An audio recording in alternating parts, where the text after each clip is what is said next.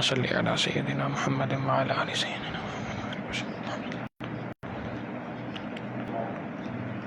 اللهم صل على سيدنا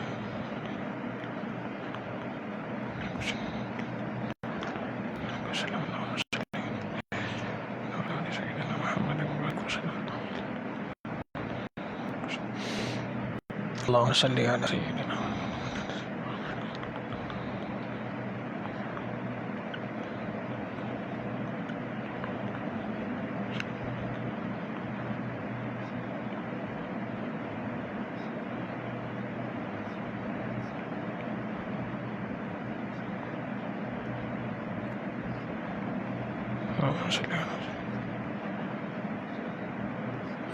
بسم الله الرحمن الرحيم حسبنا الله ونعم الوكيل حسبنا الله ونعم الوكيل حسبنا الله ونعم الوكيل حسبنا الله ونعم الوكيل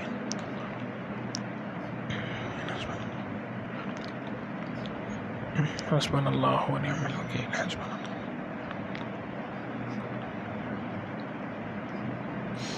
حسبنا الله ونعم الوكيل حسبنا الله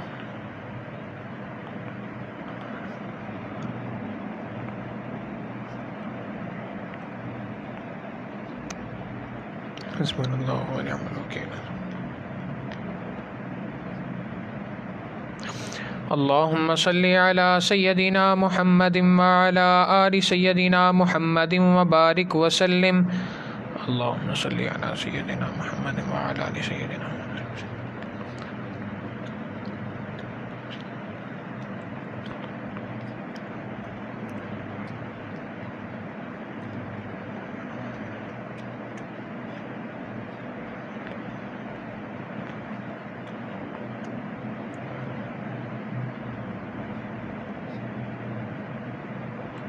اللهم صل على سيدنا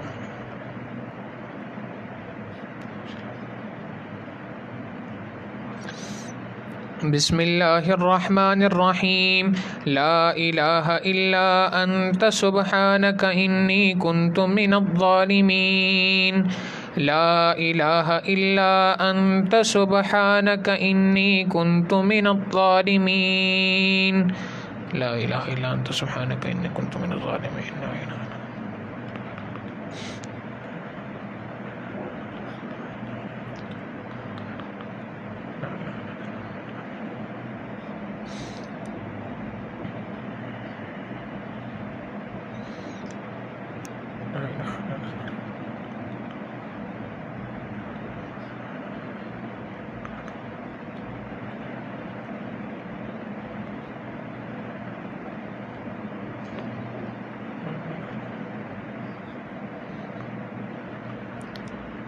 لا إله إلا أنت سبحانك إني كنت من الظالمين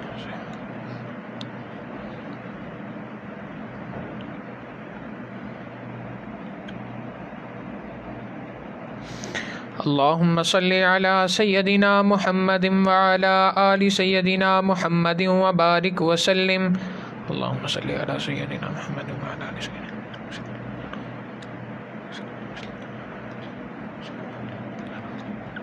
اللهم صل على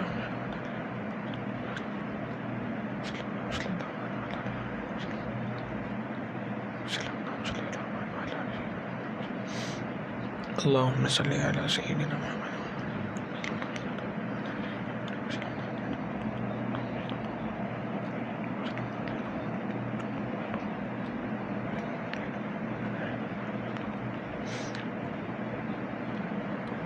اللهم صل على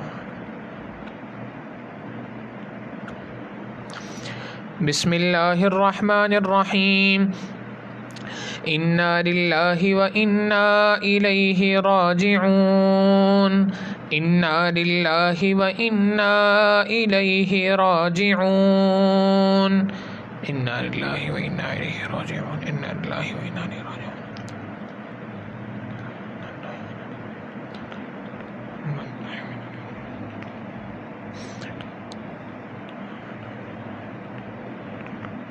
إنا لله وإنا إليه راجعون إنا لله وإنا إليه راجعون إنا لله وإنا إليه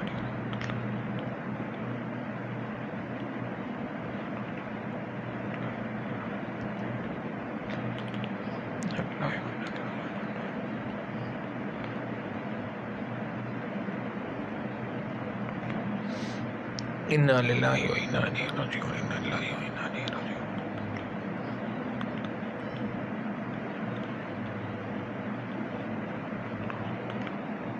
اللهم صل على سيدنا محمد وعلى آل سيدنا محمد وبارك وسلم۔ اللهم صل على سيدنا محمد وعلى آل سيدنا محمد وسلم۔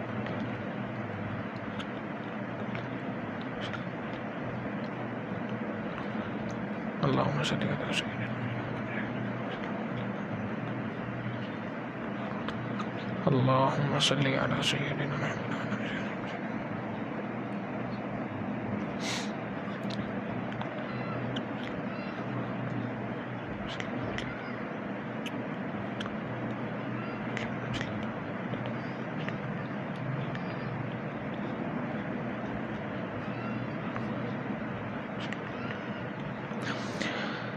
بسم اللہ الرحمن الرحیم۔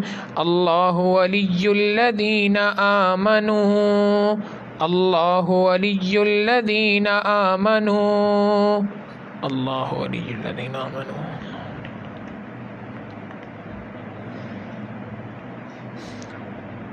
اللہ ولی الذین آمنوا،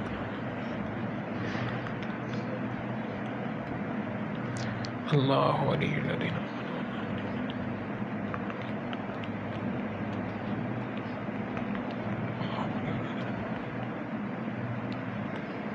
اللہ ولی الذین آمنوا، اللہ ولی الذین آمنوا۔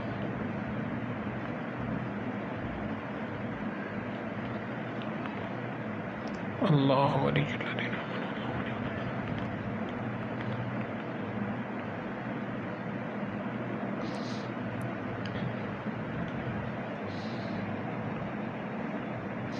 اللہم صل علی سیدنا محمد وعلی آل سیدنا محمد وبارک وسلم۔ اللہم صل علی سیدنا محمد وعلی آل سیدنا محمد وسلم۔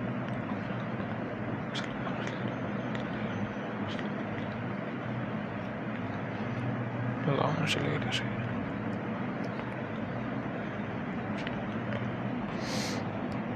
اللہم صل علی سیدنا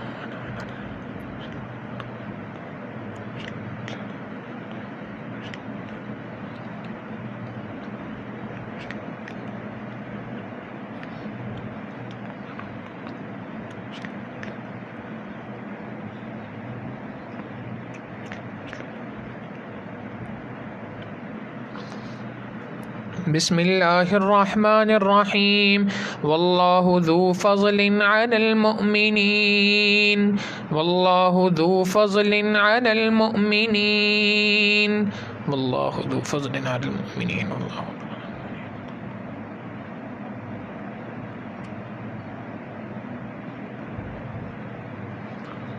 واللہ ذو فضل علی المؤمنین۔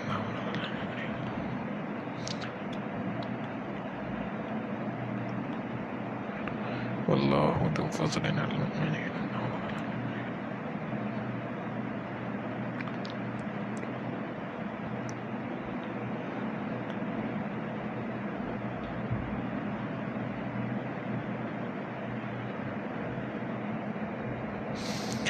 واللہ ذو فضل علی المؤمنین۔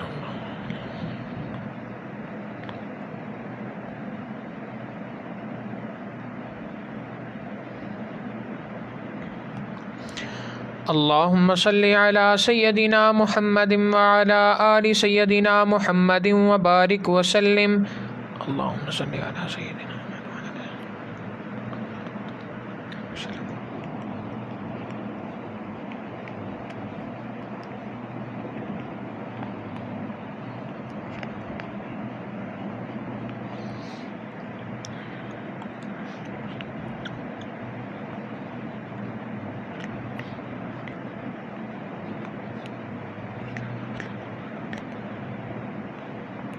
اللہم صل علی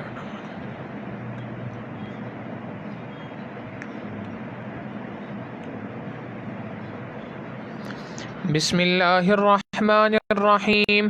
واللہ ولی المؤمنین، واللہ ولی المؤمنین، واللہ ولی المؤمنین، اللہ ولی المؤمنین۔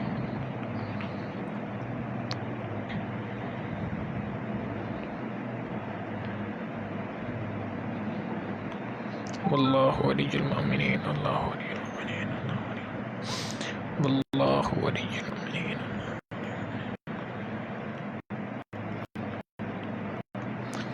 واللہ ولی المؤمنین واللہ ولی المؤمنین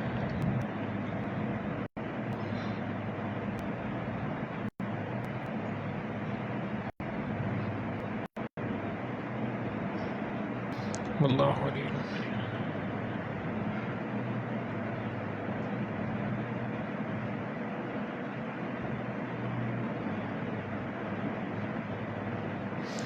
اللهم صل على سيدنا محمد وعلى آل سيدنا محمد وبارك وسلم.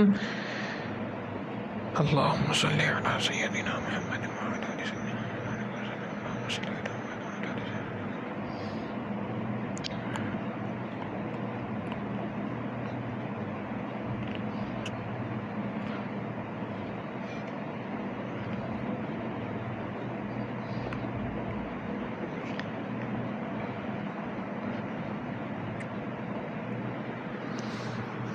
سبحان رب جلال الوهاب.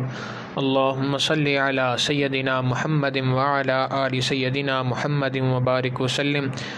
ربنا ظلمنا انفسنا وان لم تغفر لنا وترحمنا لنكونن من الخاسرین. اے اللہ، ہم نے جو ختم خواجگان پڑھا ہے اسے نبی علیہ الصلوۃ والسلام کی خدمت میں پیش کرتے ہیں، اللہ قبول فرما.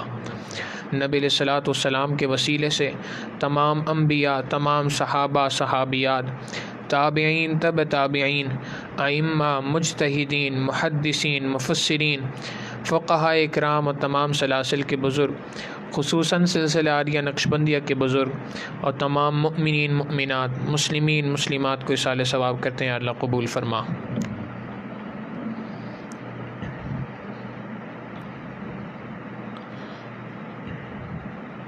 اس گھر کے رہائشی جناب احسان صاحب ذلیل ہیں، دعا فرمائے اللہ تعالیٰ اس ختم خواجگان کی برکت سے انہیں بھی شفائے کاملہ عاجلہ مستمرہ دائمہ نصیب فرمائے. وصلی اللہ تعالی علی حبیبہ سیدنا محمد وآلہ واصحابہ اجمعین برحمتک یا ارحم الراحمین.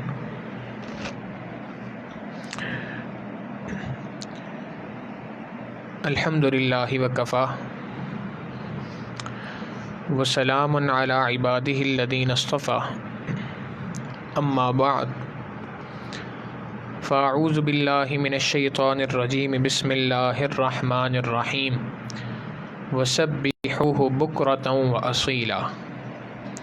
سبحان ربک رب العزۃ عما یصفون وسلام علی المرسلین والحمد للہ رب العالمین. اللہم صلی علی سیدنا محمد وعلی آل سیدنا محمد وبارک وسلم. اللہم صلی علی سیدنا محمد وعلی آل سیدنا محمد وبارک وسلم. اللہم صلی علی سیدنا محمد وعلی آل سیدنا محمد وبارک وسلم. گزشتہ کئی مجالس سے ایک ہی موضوع کے اوپر گفتگو ہوئی ہے، اور وہ یہ ہے کہ دنیا کے اندر جو کوئی شخص بھی آیا اور وہ اللہ رب العزت کی محبت کو حاصل کرنا چاہتا ہو، اللہ تعالیٰ کے قرب کو حاصل کرنا چاہتا ہو، اللہ تعالیٰ کی معرفت کو حاصل کرنا چاہتا ہو، تو اس کو چاہیے کہ وہ 5 اعمال ہیں، ان اعمال کو اپنی زندگی کے اندر لازم کرے گا، ان اعمال کی پابندی کرے گا تو اللہ تعالیٰ ان اعمال کی برکت سے اس کی زندگی کے اندر انقلاب برپا فرما دیں گے. پہلا عمل ہے استغفار، دوسرا درود شریف، تیسرا قرآن کریم کی تلاوت، چوتھا لیٹے بیٹھے چلتے پھرتے اللہ کا دھیان رکھنا، اور 5ویں چیز ذکر قلبی یعنی مراقبہ کا کرنا. پھر یہ بات کی تھی کہ یہ 5 اعمال انسان کے اوپر لازم ہے کہ ان کو کرے، مگر ان 5 اعمال کو اگر اکیلا بیٹھ کے کرے گا، بغیر کسی کی نگرانی میں آئے کرے گا، تو شاید ہو سکتا ہے کہ جو فائدہ مطلوب تھا، جو فائدہ حاصل ہونا تھا، وہ فائدہ اس طور پہ حاصل نہ ہو سکے.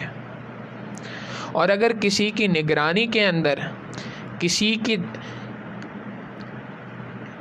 ساتھ تعلق قائم کرنے کے بعد اگر ان اعمال کو کرے گا تو اللہ تعالیٰ اس کی برکت سے اس کی زندگی کے اندر ایک انقلاب برپا فرما دیں گے۔ یہ جو کسی انسان کا دوسرے کے ساتھ تعلق قائم کرنا ہے، اللہ والے کے ساتھ تعلق قائم کرنا، اسی کو بیعت کہتے ہیں۔ پھر بیعت کا ثبوت قرآن کریم احادیث مبارکہ سے کہاں کہاں ملتا ہے، اس کے اوپر گزشتہ مجلس کے اندر تفصیل سے گفتگو ہوئی۔ گویا خلاصہ یہ نکلا کہ جو کوئی شخص بھی کسی اللہ والے کے ہاتھ پر بیعت ہوتا ہے، اس کے ساتھ اپنا ایک تعلق قائم کرتا ہے، اس تعلق کے قائم کرنے کے بعد اب دو کام اگر وہ کرے، یہ 5 اعمال کو پابندی کے ساتھ کرے اور اپنا تعلق مضبوط رکھے، ان 2 کاموں کے کرنے کی برکت سے اللہ رب العزت اس بندے کی زندگی میں انقلاب برپا فرما دیتے ہیں۔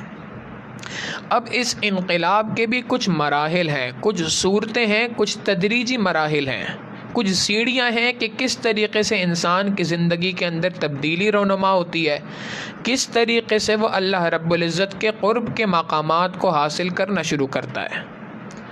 سب سے پہلے اسٹیپ اور سب سے پہلا کام یہی ہوتا ہے کہ جو کوئی شخص مشائخ کے ہاتھ پر بیعت کرتا ہے وہ اس سے پکی سچی توبہ کرواتے ہیں کہ تم اس بات کی نیت کرو کہ میں اپنے پچھلے تمام گناہوں سے 100% پکی سچی توبہ کر رہا ہوں اور آئندہ نیکوکاری پرہیزگاری کی زندگی گزارنے کا ارادہ کر رہا ہوں۔ تو پہلا اسٹیپ یہی ہوتا ہے کہ انسان توبہ کرتا ہے۔ اگلا اسٹیپ ان 5 اعمال کو کرتا ہے۔ ان اعمال کے کرنے سے سب سے پہلی اس کی زندگی کے اندر برکت یہ آتی ہے کہ اللہ تعالیٰ اس کے لیے آئندہ آنے والی زندگی کے اندر 100% گناہوں سے بچنا آسان فرما دیا کرتے ہیں، اور اس کے سینکڑوں واقعات کتابوں کے اندر بھرے پڑے ہیں کہ کس طریقے سے ایک بندہ کسی اللہ والے کی صحبت کے اندر آیا اور صحبت میں آ کر چند دن بیٹھا، چند دن کی صحبت اس کی زندگی میں کیسے انقلاب برپا کر دیتی ہے۔ ہمارے حضرت نے ایک واقعہ میں سنایا، اور یہ کئی مرتبہ یہ عاجز بیان مختلف جگہوں پہ اس بات کو ذکر کر چکا ہے کہ ملتان کا شہر تھا، فرماتے ہیں وہاں پہ بیان تھا، بیان سے فارغ ہوئے تو چند لوگوں نے بیعت کا مطالبہ کیا کہ جی ہم بیعت ہونا چاہتے ہیں۔ تو جو ترتیب ہوتی ہے اس کے اعتبار سے کپڑا پھیلا دیا گیا، جو لوگ بیعت ہونا چاہتے تھے انہوں نے اس کپڑے کو پکڑ لیا۔ اب یہ جو لوگ کپڑے پکڑ رہے تھے تو ایک کونے میں 2 افراد تھے، 2 بھائی تھے، ایک دوسرے کو کونی مار رہا ہے اور اس کو کہہ رہا ہے کہ تم بھی پکڑ لو اور بیعت ہو جاؤ، اور وہ آگے سے انکار کرتا ہے کہ نہیں میں نے نہیں بیعت ہونا۔ اب ان دونوں کی گفتگو چل رہی ہے، ادھر سے اصرار اور ادھر سے انکار۔ جب تھوڑی دیر گزر گئی تو حضرت فرماتے ہیں میں نے ان سے کہا کہ بھائی آپ کیوں زبردستی کرتے ہیں، یہ کوئی زبردستی کا سودا تو نہیں ہے، جس کے دل کے اندر یہ بات آ جائے وہ بیعت ہو جائے، جس کے دل میں نہیں آ رہی اس پہ زبردستی کرنا تو کوئی مناسب بات نہیں ہے۔ تو وہ جو صاحب تھے دوسرے کہ جن کو زبردستی کی جا رہی تھی، وہ کہنے لگے کہ حضرت بات یہ نہیں ہے کہ میں بیعت نہیں ہونا چاہتا، بیعت ہونے کا شوق تو مجھے بھی ہے، مگر بات یہ ہے کہ میں اصل میں اس ملتان شہر کا SHO ہوں آن ڈیوٹی، اور آپ کو پتہ ہے کہ ہم پولیس والوں کی زندگی کیسی ہوتی ہے، دن رات ہماری مختلف قسم کے گناہوں میں گزرتی ہے۔ حضرت اگر میں 2 لفظوں میں بات کروں تو جو گناہ آپ سوچ سکتے ہیں وہ گناہ میں نے کیا ہوا ہے، ایسی زندگی ہے۔ اب میں یہ سوچتا ہوں کہ اگر میں بیعت ہو جاؤں تو میرے بیعت ہونے کا کیا فائدہ، ہماری تو زندگی کے اندر گزر ہی اسی طریقے سے رہی ہے۔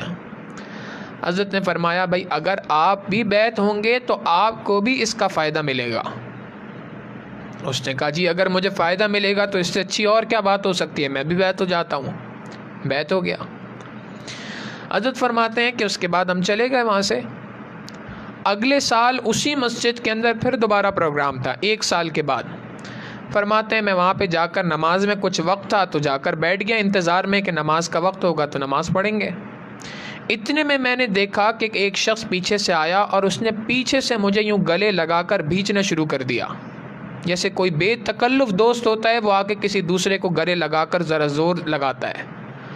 حضرت فرماتے ہیں میں سوچنے لگا کہ اس پورے شہر میں میری کسی سے تو ایسی بے تکلفانہ دوستی تو نہیں ہے، یہ کون شخص ہے؟ پلٹ کے دیکھا تو وہی SHO صاحب تھے چہرے کے اوپر تھوڑی تھوڑی سی داڑھی تھی، چھوٹی چھوٹی سی، اور وہی اس طریقے سے مجھ سے ملاقات کر رہے تھے۔ میں نے کہا رہے ایس ایچ او صاحب آپ ہیں؟ کہنے لگا حضرت ایس ایچ او تو اس دن مر گیا تھا، آپ کا غلام حاضر ہے۔ کیا ہوا بھائی؟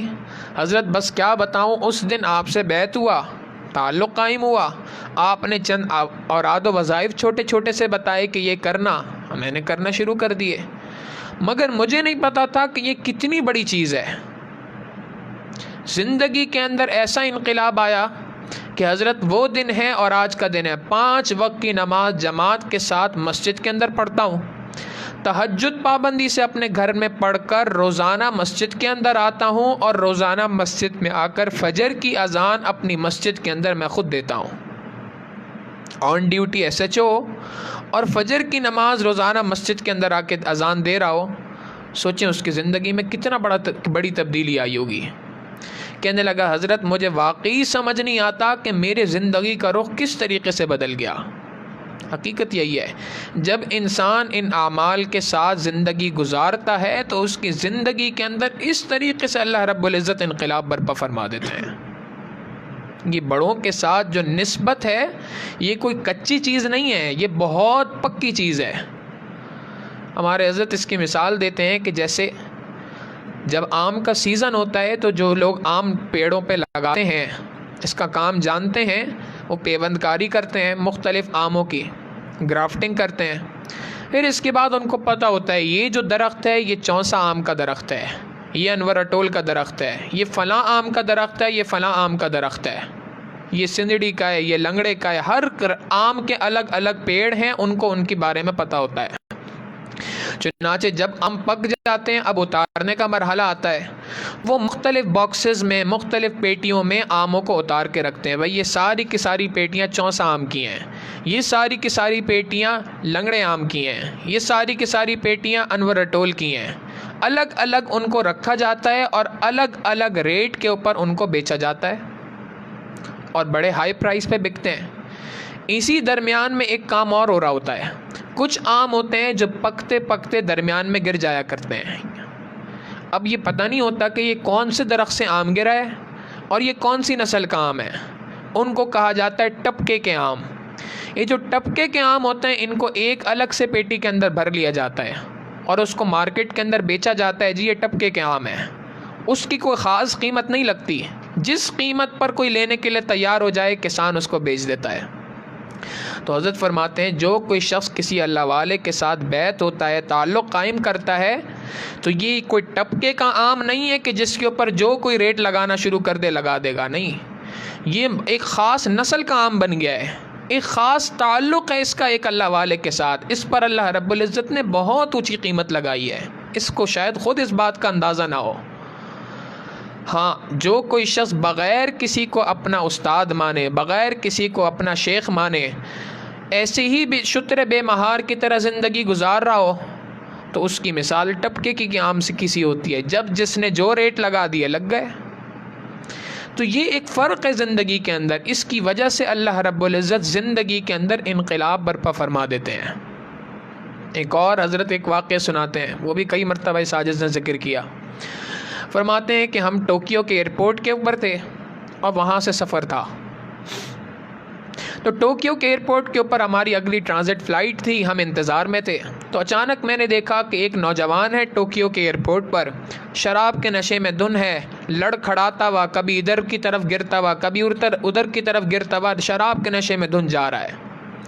اچانک سے اس نے مجھے دیکھا تو میری طرف دیکھ کر ایک دم رک گیا اور تھوڑی دیر کے بعد کہنے لگا I want to be like you, میں آپ کی طرح بننا چاہتا ہوں۔ حضرت فرمانے لگے کہ چونکہ اس عمامے کے اندر، اس جبے کے اندر عصا ہاتھ میں لیے، یہ اتنے اس دینی حال حلیے میں پورے ایئرپورٹ میں میرے سوا کوئی دوسرا تھا نہیں، تو میں یہ سمجھا کہ یہ نشے میں دھن ہے، اس وقت پہ بس یہ مجھے چھیڑنا چاہتا ہے اور کسی طریقے سے مجھ سے الجھنا چاہتا ہے۔ تو میں نے پیار سے اس بات کو ہٹانے کے لیے، دوسری طرف اس کا رخ کرنے کے لیے ویسے اس کو مذاقاً کہہ دیا کہ if you like my turban I can give it to you, اگر تمہیں میری یہ عمامہ پگڑی پسند آ رہی ہے تو میں تمہیں دے دیتا ہوں۔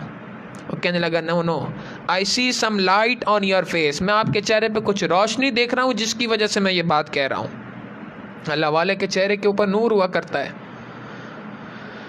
حضرت فرماتے ہیں جب اس نے یہ بات کہی تو میرے دل میں یہ بات آئی کہ ہو سکتا ہے اللہ تعالیٰ نے اس کی توبہ کا یہ وقت مقرر کر رکھا ہو۔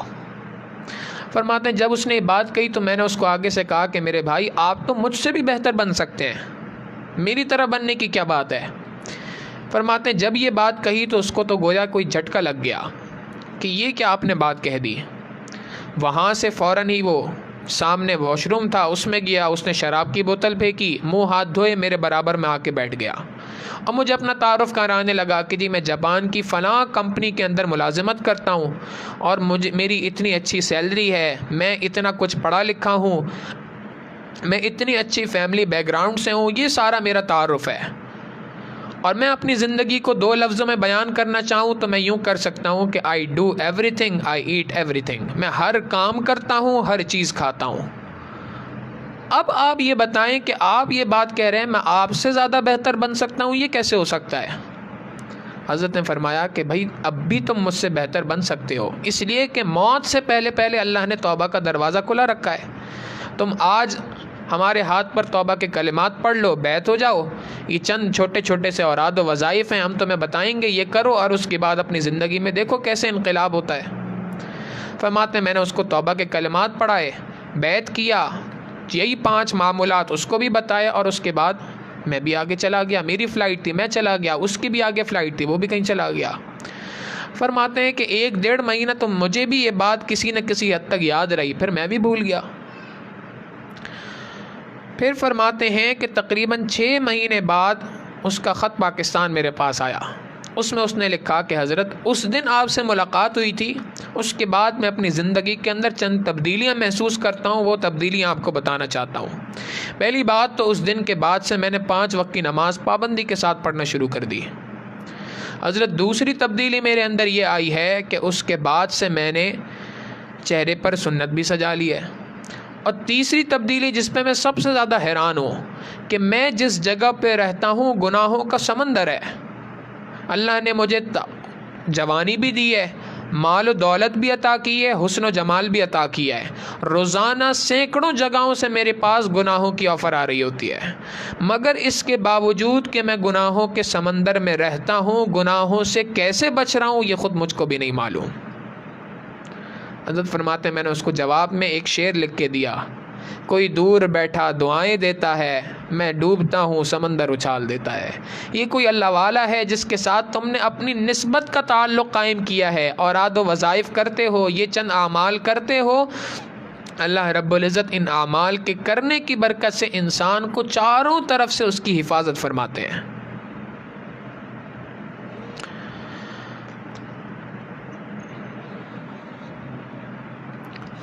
حضرت مولانا اشرف علی تھانوی رحمۃ اللہ علیہ کے خلیفہ ہیں حضرت مولانا مسیح اللہ خان رحمۃ اللہ علیہ، بہت بڑے اللہ والے تھے۔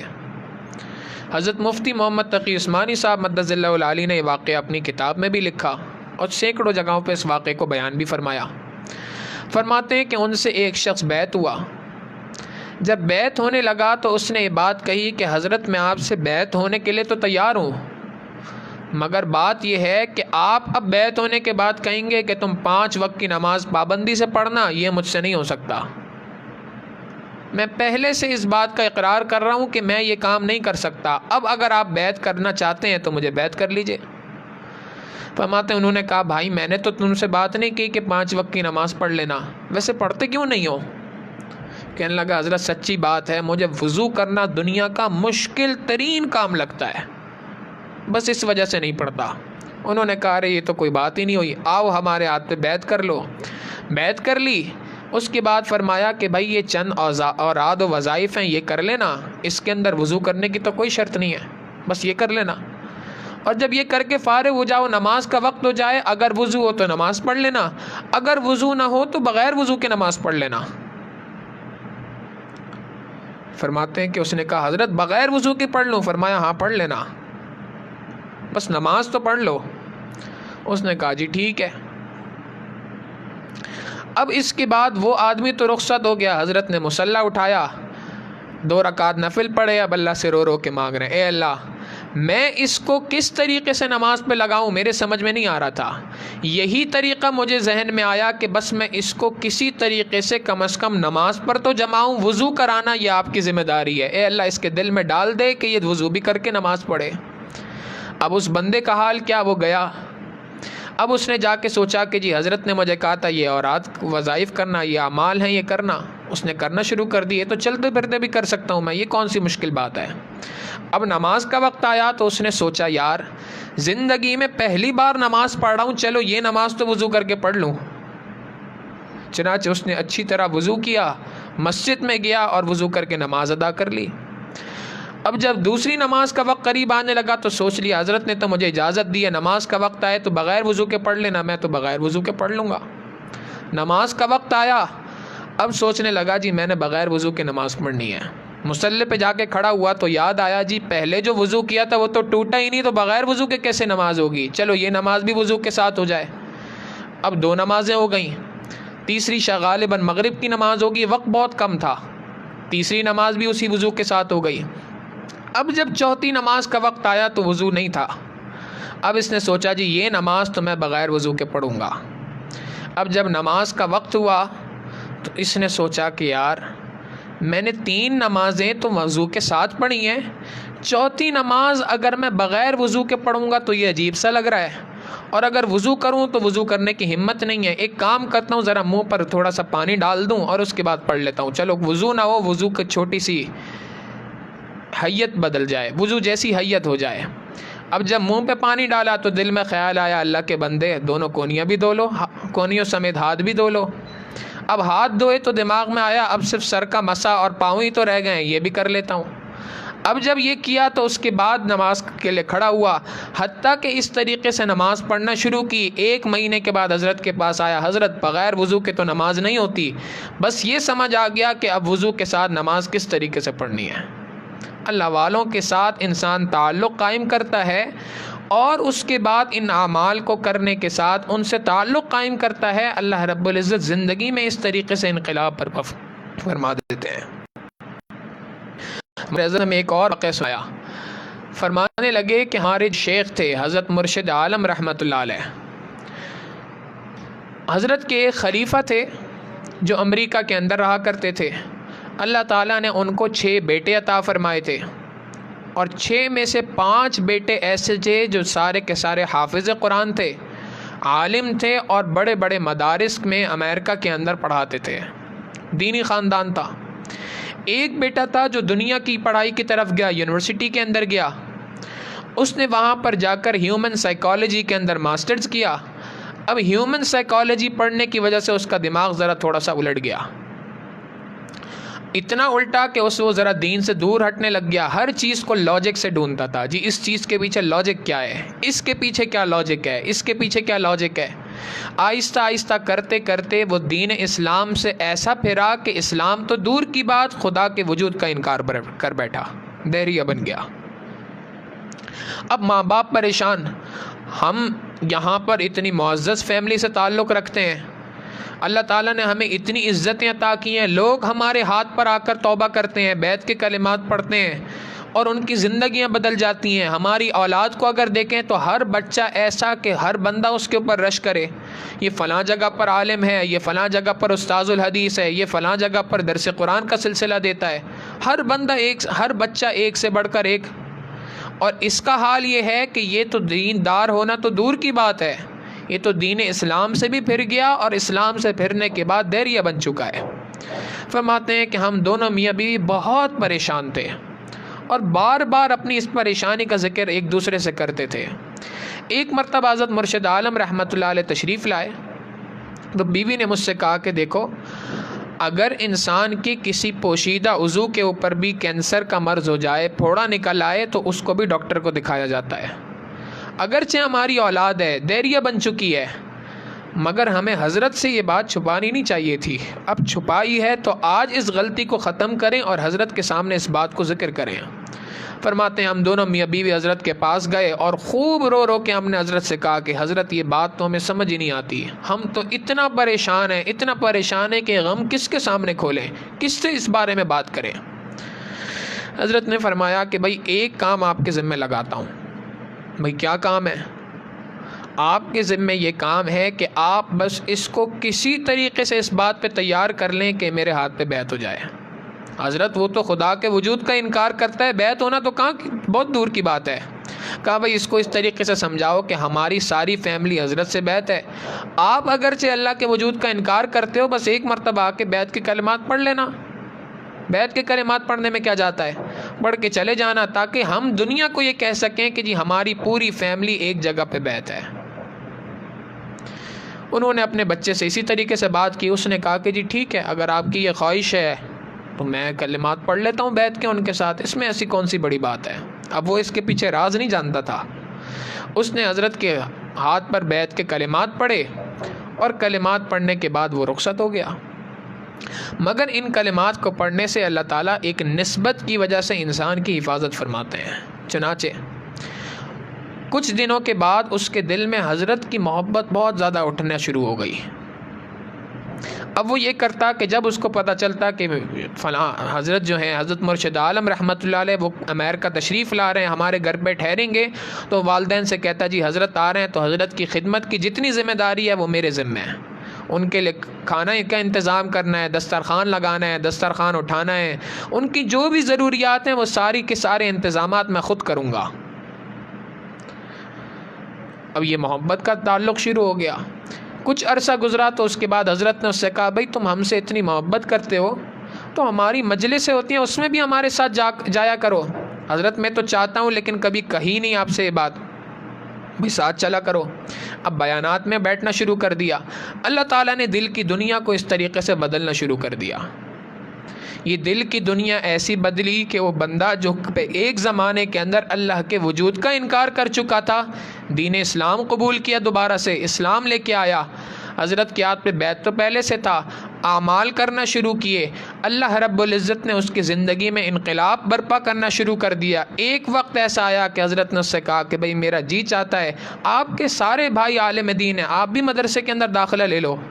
اس نے کہا حضرت میں تیار ہوں. اب مدرسے میں داخلہ لیا، عالم دین بنا، مفتی بنا.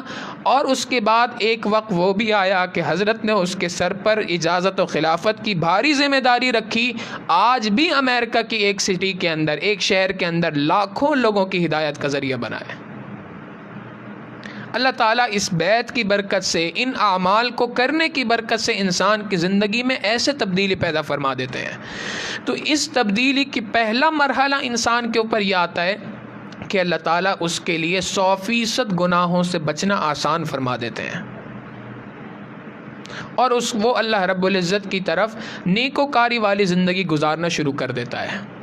پھر دوسرا مرحلہ آتا ہے اس کے زندگی کے اندر، اگلا اسٹیپ، اگلی سیڑھی، اللہ کے قرب کا اگلا مرحلہ شروع ہو جاتا ہے. اور وہ یہ ہوتا ہے کہ اس کو اللہ رب العزت نیک اعمال کی توفیق دینا شروع کر دیتے ہیں. نئے نئے اعمال کرنے کی اس کو توفیق ہو جاتی ہے. پہلے ایک زمانہ تھا کہ فرض نمازیں نہیں پڑھی جاتی تھیں، اب اللہ رب العزت تہجد کی توفیق عطا کر دیتے ہیں. ہمارے حضرت فرمانے لگے ایک مرتبہ ایک طالب علم مجھ سے بیعت ہوا.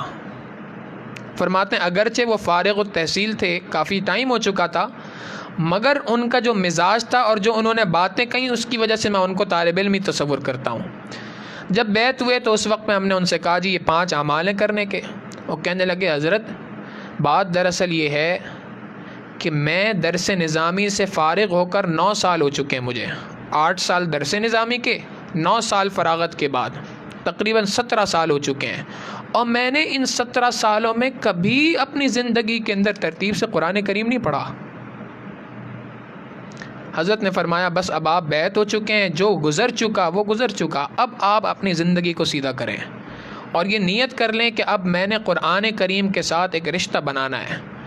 فرماتے ہیں وہ بچہ کہ جو پہلے خود یہ بس بات کا اقرار کر رہا تھا، 17 سال میں رمضان بھی 17 مرتبہ گزر گئے ہوں گے، اس کے باوجود کبھی زندگی میں ترتیب سے قرآن کریم ایک مرتبہ نہیں پڑھا. اللہ رب العزت نے اس کو قرآن کریم کے ساتھ ایسا تعلق قائم کرنے کی توفیق عطا فرمائی کہ اس کے بعد اس نے پابندی سے قرآن کریم پڑھنا شروع کر دیا. یہ اس اللہ والے کے ہاتھ پر بیعت کرنے اور ان اعمال کے کرنے کی برکت ہوتی ہے. اللہ تعالیٰ نئے نئے اعمال کی توفیق عطا فرما دیتے ہیں.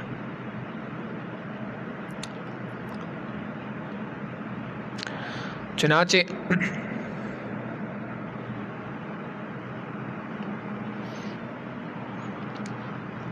آپ اگر دیکھیں صحابہ رضی اللہ تعالیٰ عنہ مجمعین کی زندگی کے اندر ان کا بھی یہ معمول تھا کہ چونکہ اللہ کے محبوب صلی اللہ علیہ وسلم کے ساتھ مضبوط تعلق حاصل تھا، اللہ تعالیٰ ہر دن کسی نئے عمل کی ان کو توفیق عطا فرمایا کرتے تھے، ہر دن نئے اعمال کرتے رہتے تھے، اور ہر دن ان کا اللہ سے ایک قرب کا تعلق مزید بڑھتا جاتا تھا۔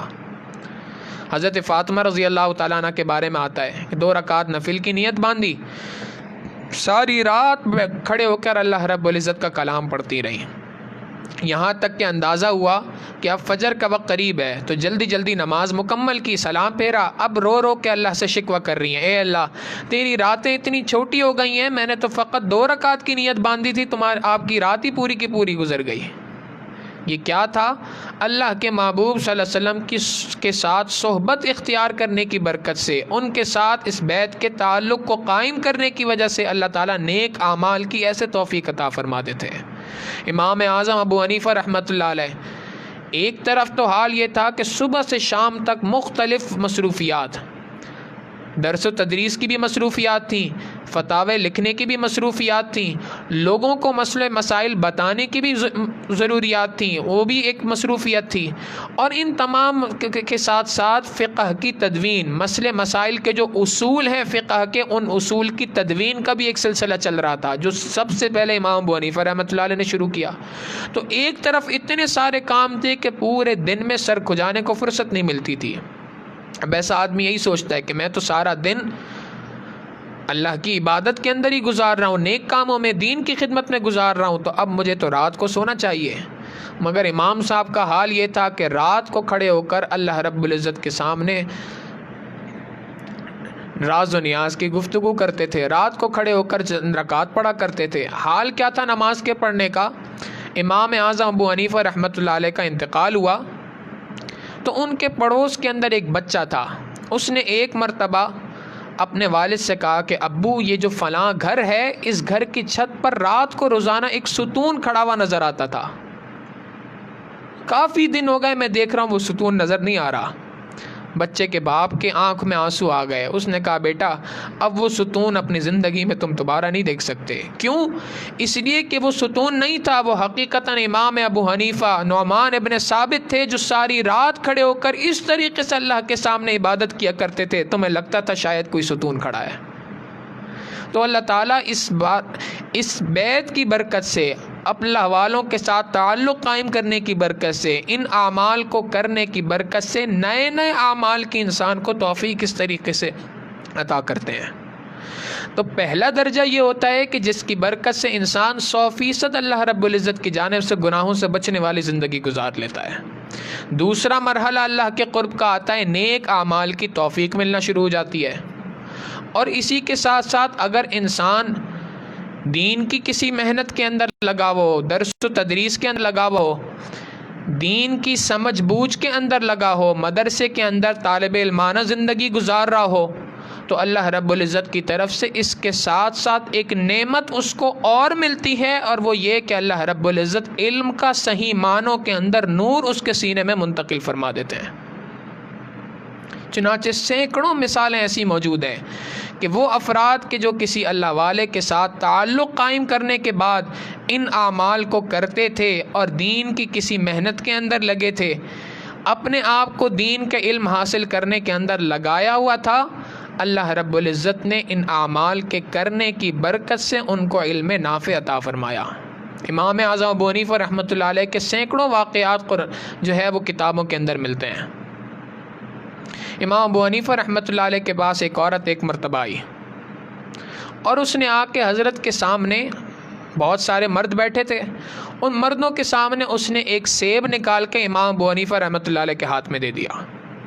امام صاحب نے اس سیب کو لیا اور اس کو بیچ سے 2 ٹکڑے کاٹ کر اس عورت کو واپس کر دیا۔ اس نے ہاتھ اٹھا کر امام صاحب کو دعائیں دیں اور وہاں سے چلی گئی۔ اب جو شاگرد بیٹھے تھے ساتھ، وہ سب حیران، حضرت یہ کیا معاملہ ہے؟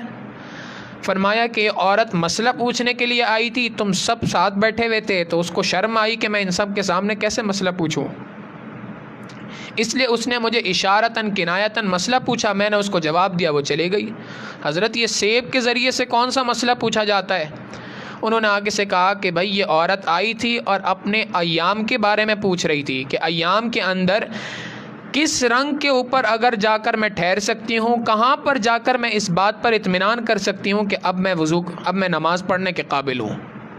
تو میں نے یعنی ایک طرف سیب جو تھا وہ لال رنگ کا تھا، دوسری طرف کچھ پیلے سے رنگ کا تھا، تو کس رنگ کے اوپر میں اس بات کا فیصلہ کروں؟ میں نے اس سیب کو درمیان سے کاٹ کے اس کو دے دیا کہ جب تک خالص سفیدی نظر نہ آ جائے اس وقت تک تم نماز نہیں پڑھ سکتی، انتظار کرنا۔ اس کو سمجھ آ گئی، وہ یہاں سے چلی گئی، مجھے دعائیں دینے لگی۔ اللہ تعالیٰ علم نافع کا نور ایسا عطا فرما دیتے ہیں کہ انسان کو یہ علم ایسے نصیب ہو جاتا ہے۔ ایک اور شخص ایک مرتبہ امام صاحب کے پاس آیا، ایک بوڑھا آدمی، امام صاحب بیٹھے تھے، اس نے آ کے پوچھا واو او واوین؟ امام صاحب نے کہا واوین۔ اس نے آگے سے دونوں ہاتھ اٹھائے اور کہنے لگا لا ولا۔ اب شاگرد حیران کہ یہ کون سی گفتگو ہے؟ حضرت نے فرمایا بھائی اس نے مجھ سے مسئلہ پوچھا تھا، میں نے جواب دیا، اس نے مجھے دعا دی۔ کیا مسئلہ پوچھا تھا؟ اس نے مجھ سے آ کے پوچھا کہ جو التحیات ہم پڑھتے ہیں، التحیات احادیث مبارکہ میں دو طریقوں سے آئی ہے۔ ایک آئی ہے التحیات للہ والصلوات الطیبات، اور دوسری آئی ہے التحیات للہ والصلوات والطیبات۔ ایک کے اندر دو واو ہیں، ایک کے اندر ایک واو ہے۔ تو اس نے مجھ سے پوچھا تھا واو او واوین، ایک واو والی پڑھنی ہے، دو واو والی پڑھنی ہے؟ میں نے کہا واوین، دو واو والی پڑھنی ہے۔ حضرت وہ آگے سے لا والا کہہ کے چلا گیا، ہاں یہ دعا تھی۔ لا والا کون سی دعا ہے؟ حضرت امام صاحب نے فرمایا بھائی اصل میں اس نے مجھے دعا دی کہ اے اللہ ابو حنیفہ کو وہ علم عطا فرما لا شرقیت ولا غربیت، جس کی مثال نہ مشرق میں کوئی ہو نہ مغرب کے اندر کوئی ہو۔ یہ امام صاحب کو اللہ رب العزت نے جو فقاہت عطا فرمائی تھی، یہ جو سمجھ بوجھ عطا فرمائی تھی، علم کا یہ نور جو ان کو عطا کیا تھا، اللہ رب العزت نے اسی نعمت کی برکت سے عطا کیا تھا۔ یہ علم نافع کا نور اللہ رب العزت انسان کے سینے میں منتقل فرما دیتے ہیں۔ اور ذرا قریب کے زمانے کی مثال لینی ہو، حضرت مولانا رشید احمد گنگوہی رحمۃ اللہ علیہ استاد ہیں، اور ان کے شاگرد ہیں حضرت مولانا اشرف علی تھانوی رحمۃ اللہ علیہ۔ خود حضرت اقدس تھانوی رحمۃ اللہ علیہ نے لکھا، ایک مرتبہ ہم طلبہ تکرار کر رہے تھے، پڑھ رہے تھے اپنا، تو تکرار کے درمیان ایک جگہ پہ آ کے پھنس گئے، ایک سوال تھا، اس کا جواب ذہن میں نہیں آ رہا تھا۔ اب ہم نے سوچا کہ حضرت سے پوچھیں گے۔ میں نے یہ ذمہ داری اپنے ذمہ لے لی کہ میں صبح فجر کے بعد حضرت کی خدمت میں حاضر ہوں گا، ان سے سوال پوچھ لوں گا، تاکہ جب حضرت کلاس کے اندر آئیں تو اس سے پہلے پچھلا سبق ہم سمجھ چکے ہوں۔ میں نے یہ ذمہ داری اپنے ذمہ لے لی۔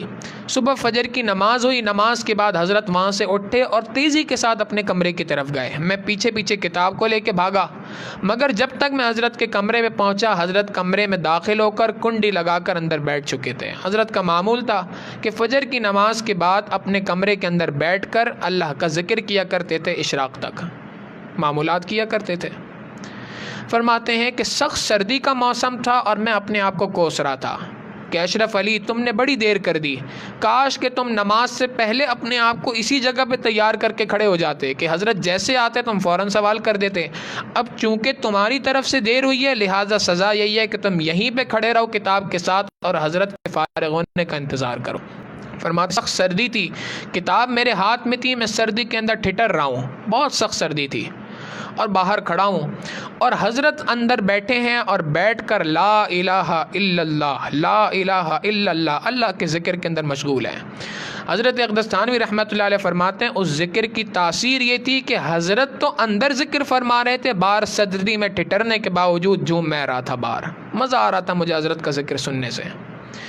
خیر اشراق کا وقت ہوا، حضرت نے کنڈی کھولی باہر نکلنے کے لیے۔ اب میں دیکھ کے حیران کہ اتنی سخت سردی کے موسم کے اندر حضرت کی پیشانی کے اوپر پسینے کے قطرے نمودار ہیں، یعنی اللہ کا ذکر کی تاثیر ایسی تھی کہ پیشانی کے اوپر سخت سردی میں بھی پسینہ ہے۔ فرماتے ہیں انہوں نے پوچھا اشرف علی کیوں کھڑے ہو؟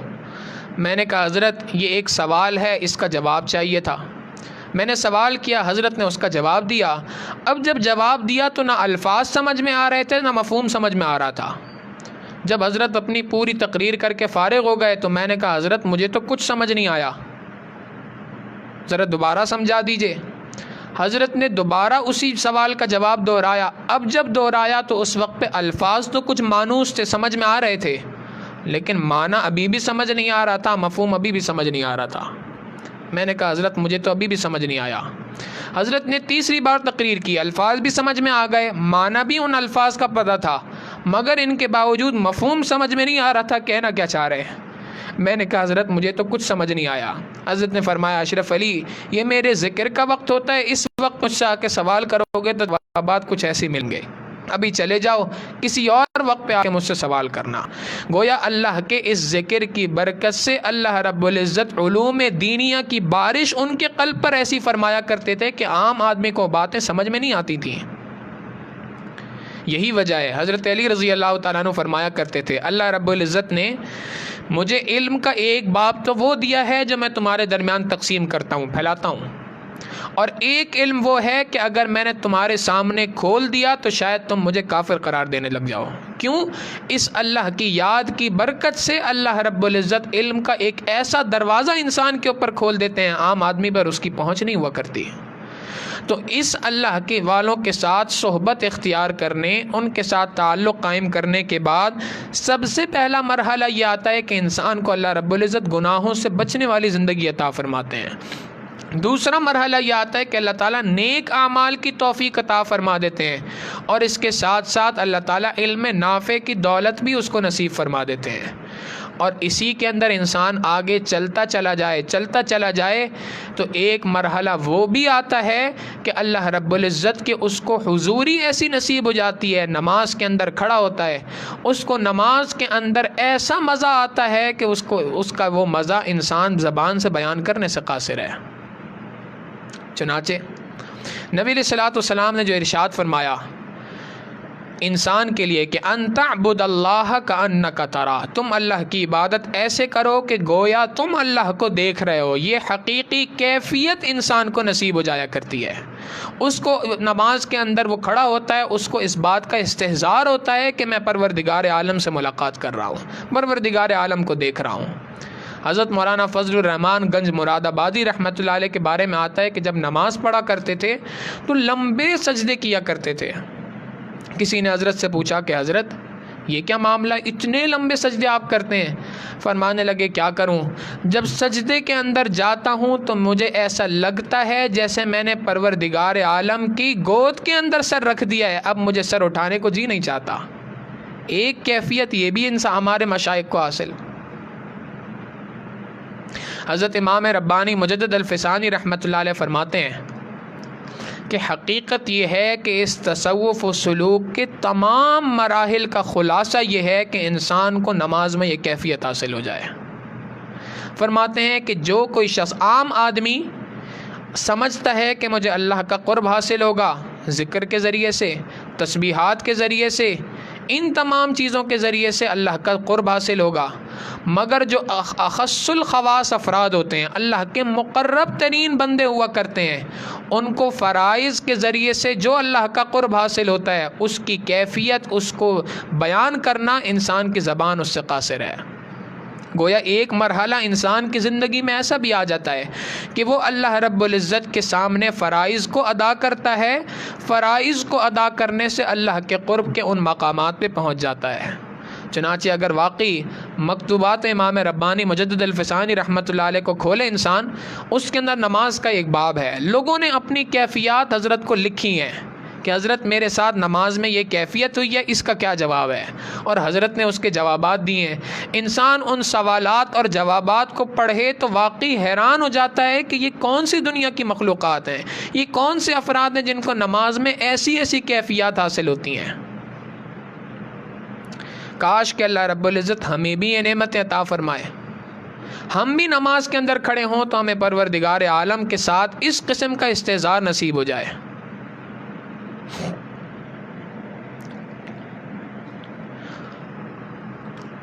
ایک مرتبہ مجنو جو تھا وہ کسی خیالوں کے اندر گم تھا، لیلا کے خیالات کے اندر، اور وہ خیالات میں گم ایک طرف جا رہا تھا۔ اب اس کے دماغ کا